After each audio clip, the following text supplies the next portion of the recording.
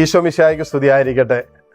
ഈ ദിവസത്തിൻ്റെ ദിവ്യകാരുണ്യനാഥൻ്റെ പ്രത്യേക ആശീർവാദം വളരെ പ്രത്യേകമായിട്ട് കച്ചവട മേഖലകളിലായിരിക്കുന്നവർ, ബിസിനസ് മേഖലയിലായിരിക്കുന്നവർ, ആ മേഖലകളിൽ തൊഴിൽ ചെയ്യുന്ന എല്ലാവരെയും നമുക്ക് സമർപ്പിച്ച് പ്രാർത്ഥിക്കാം.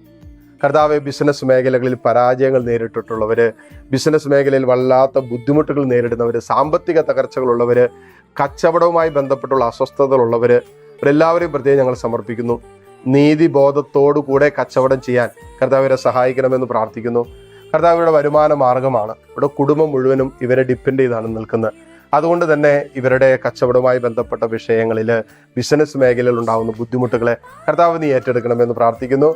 ഇവരെ നിന്റെ കരങ്ങളിൽ വഹിക്കുകയും ഇവർക്ക് ആവശ്യമായത് തക്ക സമയത്ത് നൽകുകയും ഇവരുടെ കച്ചവടം, വരുമാന മാർഗങ്ങൾ, ബിസിനസ് മേഖലകളെല്ലാം നീ അനുഗ്രഹിക്കുകയും ചെയ്യണമെന്ന് പ്രാർത്ഥിക്കുന്നു.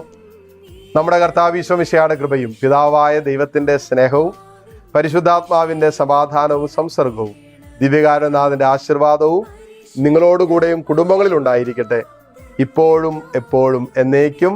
ആമേൻ.